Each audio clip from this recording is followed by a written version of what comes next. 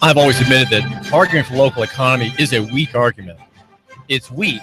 It is not strong. It does not have the 82nd Airborne Division behind it. It does not have enfilading rows of enforcers behind it. It doesn't have shiny vehicles, shiny aircraft, or major federally funded highways behind it, or major systems of transportation or of commerce behind it. It doesn't have gigantic grocery chains behind it. It does not have in view Walmart. It does not have the support of Food City and other big companies. It is a weak argument.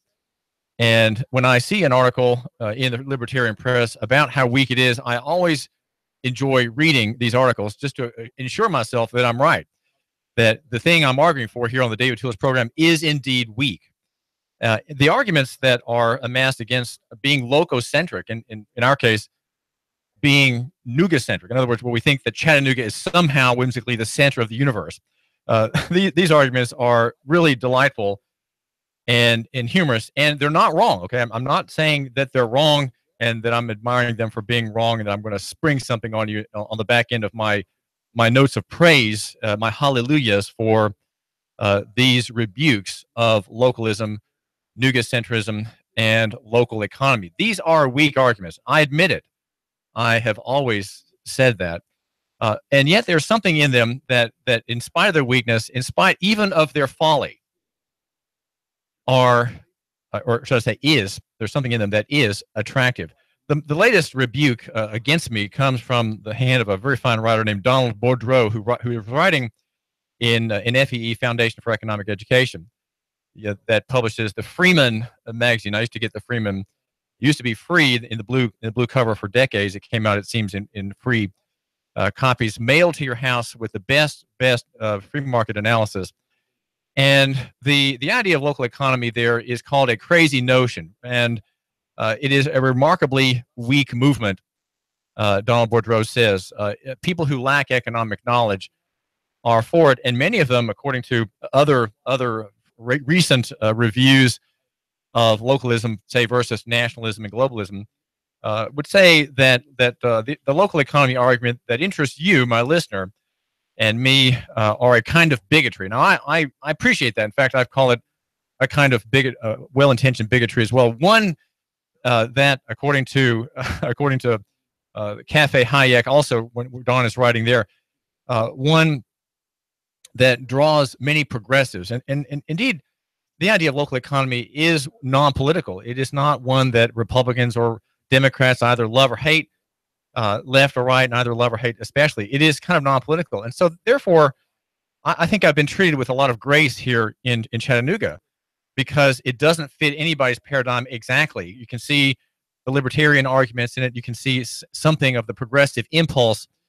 in looking in favor of local economy and the free market. He says, for example, Donald Boudreau, who's a well-respected writer, he's a senior fellow with the F.A. Hayek Program for Advanced Study at Mercatus Center at George Mason University, the Free Market Center.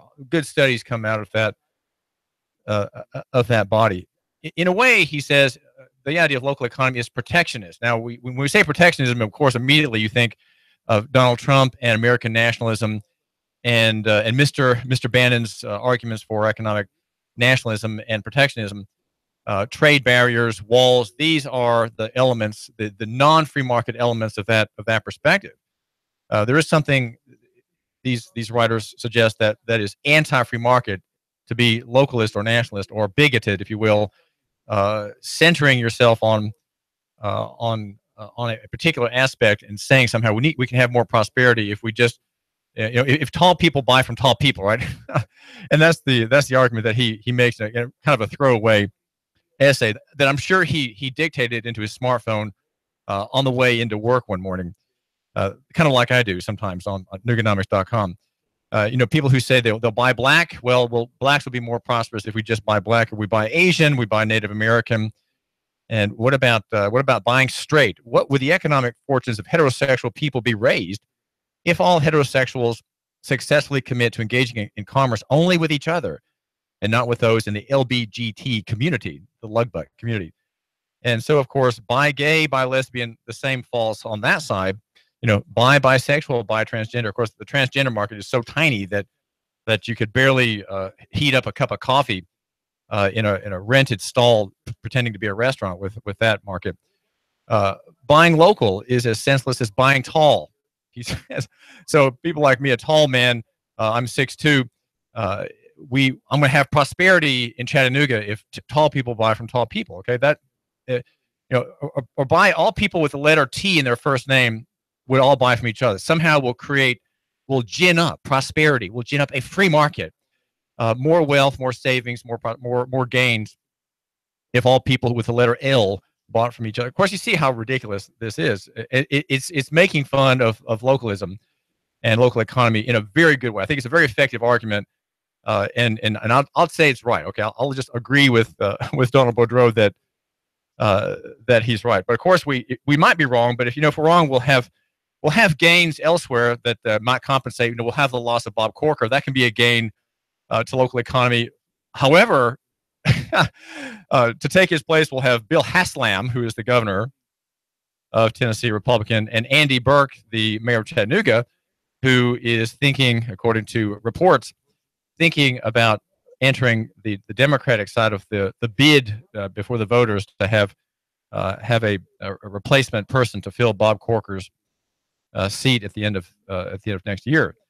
So we might not be prospering by buying from each other and endorsing local economy, loco-centric capitalism, and local investing and so on. We might not be making gains there, according to the free market press, against my theory.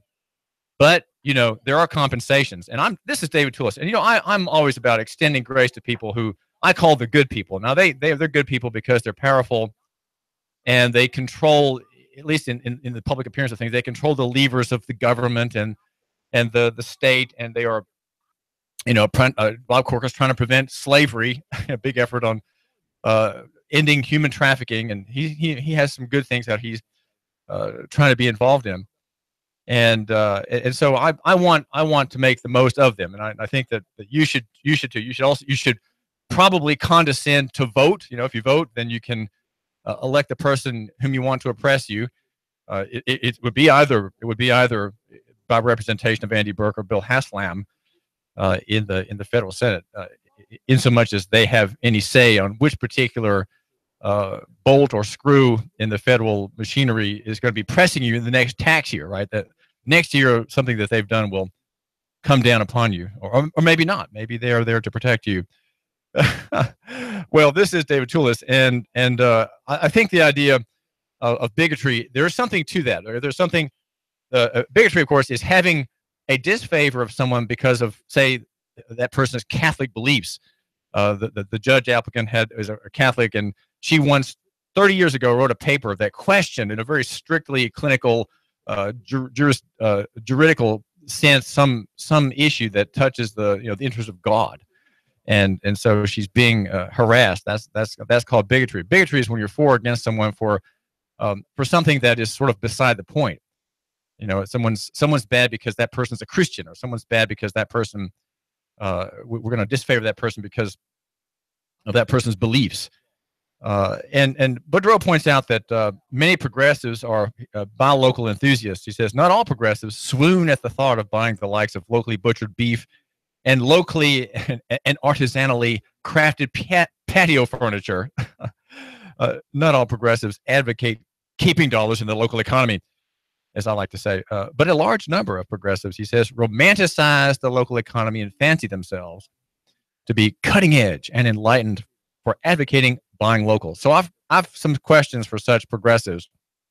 And then he asks about Trump's economic nationalism.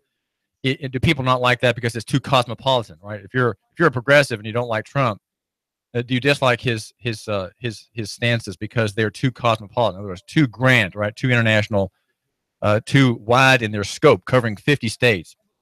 If you're put off, as you should be, by Trump and Steve Bannon's and Peter Navarro's this economically uninformed and bigotry-tinged skepticism of Americans trading with non-Americans, how do you justify your own skepticism of, say, Portlanders, Portland, Oregon, trading with non-Portlanders, or Ithacans in New York, trading with non-ithicans. If it is bigoted, as it is, for Americans to be willing to inflict economic harm on non-Americans by restricting Americans' trade with non-Americans, why, he says, is it enlightening to be willing to inflict economic harm on people outside of the local community by advocating that locals restrict their trade with people outside of the local community? Well, of course, I'm not saying that, but I appreciate and really enjoy this ribbing. It's a great ribbing that we're having at the hand of the free market defenders, and free market defenders are people you should read. You should read David Boudreau, but I think there's something that he's missing, and I thank you for interrupting me. This is David Tulis, and the number is 800-8949. 800-8949. This is David Tulis, the bow tie. What's on your mind? Well, this guy was really a free market advocate. He would know that you can spend your money however and wherever you want without it being a problem. I mean, if it's a free market, who cares if you're bigoted with your money? It's your money, right? Anyway, bye. Okay, yeah, that's right. So thanks very much for that call. The number here is 800-8949, and you can interrupt me anytime you want. You, my caller, for you, I will be interrupted, and I'm glad to be. Now, the element of this analysis that is not in view is something that I think is best traced by a couple of authors. Now, it is Friday, the last Friday of the month. Now, next Friday is the 1st of November, of October, and that's Cash Friday. So I'm trying to reserve my Cash Friday arguments for Cash Friday, right? Where the first Friday of the month, you, my listener, and I, we each withdraw $100 from the bank, and cause tremors in the fractional reserve economy. But that's next week. So let's save that. But right now, I wanted to mention a book that an author I read with great care and great scrupulousness is Charles Hugh Smith. His book, Resistance, Revolution, and Liberation, A Model for Positive Change, is a kind of free market libertarian and humane free market analysis, which is worth your time. This author is one I read with great care. I've not read all of his books, but I've read 4 or 5 of them, maybe 3 or 4 of them, and I highly recommend this writer. His name is Charles Hugh Smith. He writes at of twominds.com, because 2 minds are better than one, of twominds.com. That's OFTWO minds, of twominds.com. And in this book there's a certain je ne sais quoi, which means I know not what, there's a certain something that is very much akin to what I see as a biblical and a Christian analysis of the marketplace. And that is a kind of personalistic interest that is not purely free market analysis, right? Not pure Adam Smith type rationalist review of the invisible hand marketplace analysis, and that I think informs my perspective. It's kind of hard to pin down politically. It doesn't fit any particular party standards, except I would say that this perspective that he offers in this by this highly recommended author, Charles Hugh Smith, is one that explains all the factors that we can see in play, and he predicts a great disaster, one that is necessary. It is a necessary disaster ahead, and it comes from the fact that we have a cartelized economy that is state controlled, and the state cannot offload any of its claims anymore. It's continually to centralize, continuing to expand with new ministries, new bureaus, and a continuing offload an offloading of private risk onto the central state, right? And that is you might say the taxpayers.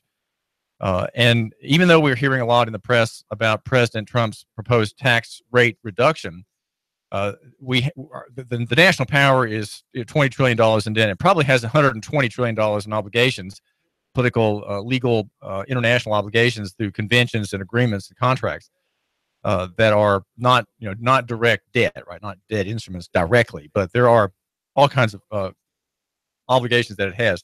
And because this system, which is owned by what the founders called the moneyed interest, right? They saw this problem and tried to warn against it. The moneyed interest, best typified by Alexander Hamilton, by the way, for whom our county here in Southeast Tennessee is named. The system is systemically broken, and the rate of friction and heat in the buildup of these continuing promises and claims and continuing favor to the upper 0.5% of the population, that is it's designed to work that way, and it is about to break. We are on the edge, I think, of a major recognition. There will be a shock of recognition in the system, and when that shock is widespread, of course, at the beginning, the sell-off will begin. The people who really see this have gotten out the ones that begin the sell-off in their minds, they've gotten out too late, and they'll suddenly sell. These are not the little investors; these are the big investors, right? The Calperses, the